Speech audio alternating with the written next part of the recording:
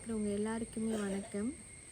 நிறைய பேர் வந்து யூடியூப்லேயும் சரி இன்ஸ்டாலேயும் சரி வந்து கேட்டுகிட்டே இருந்தீங்க என்னென்னா, ஆமாம், அந்த சரண்யா பாப்பாவுக்கு என்னாச்சு, ஃபோன் பண்ணி கேட்டாவது சொல்லுங்கள். அவங்க என்னாச்சு 2 நாளாக வீடியோவும் போடல, வீடியோ காணவே இல்லை, என்னாச்சுன்னு சொல்லுங்கள் என்னாச்சுன்னு சொல்லுங்கன்னு. அதுக்கப்புறம் வேறு ஒருத்தங்க என்கிட்ட கேட்டாங்க, என்னது எங்கே இருக்காங்க, எந்த இடத்துல இது பண்ணிகிட்ருக்காங்கன்னு சொல்லிட்டு கமெண்ட்டாக தான் கேட்டிருந்தாங்க. கேட்டுகிட்டே இருந்தாங்க. அப்போ வந்துட்டு நாங்களுமே ஹாஸ்பிட்டலில் தான் இருந்தோம். நான் ஹாஸ்பிட்டலில் இருந்தேன். எனக்கு சுத்தமாக முடியாமல் இருந்துச்சு. ஏன்னா எனக்கு டெலிவரி டைம் பக்கம் வந்தனால இனி ஒரு 4-5 டேஸ் தான் இருக்குது. ஸோ அதனால் வந்து ரொம்ப முடியாமல் இருக்கனால ஹாஸ்பிட்டலில் இருந்தனால எங்களுக்கு அவங்களுக்கு காண்டாக்ட் பண்ண முடியல. அதுக்கு பின்ன வந்துட்டு அப்படி இருந்தும் நீங்கள் சொன்னதுக்காக நாங்கள் கால் பண்ணோம். பட் அவங்க 2 டைம் கால் பண்ணி எடுக்கலை.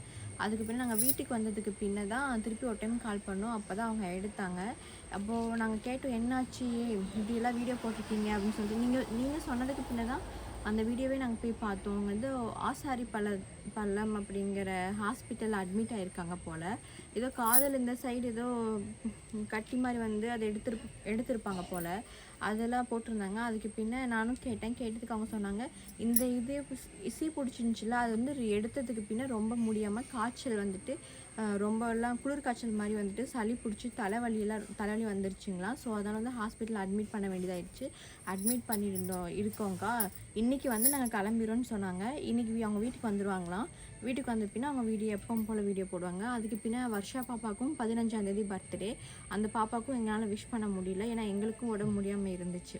அந்த பாப்பாவுக்கு வந்து இந்த வீடியோ மூலிமா நாங்கள் விஷ் பண்ணிக்கிறோம். Wish you happy birthday Varsha பாப்பா. நீங்கள் எப்பயும் சந்தோஷமாக ஹாப்பியாக இருக்கணும்னு கடவுள்கிட்ட நாங்கள் மனசார பிரார்த்தனை பண்ணிக்கிறோம். அந்த பாப்பாவுக்கு வந்து பர்த்டேக்கு இந்த வருஷம் ஏதாச்சும் பண்ணணும்னு நினச்சோம். பட் எங்களால் சுத்தமாக பண்ண முடியல, ஏன்னா அவங்கள பார்க்க போக முடியாத சிச்சுவேஷன்.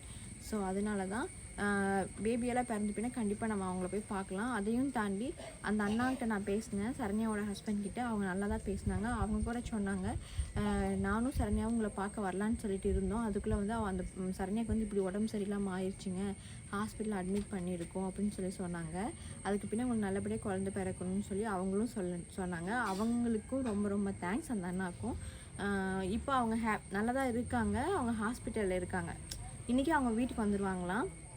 அவங்க வாய்ஸ் எல்லாம் கொஞ்சம் சேஞ்ச் ஆகிருந்துச்சு. பாப்பாவும் அவங்க கூட தான் இருக்காங்களாம், சேஃபாக இருக்காங்கன்னு சொன்னாங்க. பாப்பா, அந்த அண்ணா, சரண்யா எல்லோரும் ஒன்றா தான் இருக்காங்க, சேஃபாக தான் இருக்காங்கன்னு சொன்னாங்க.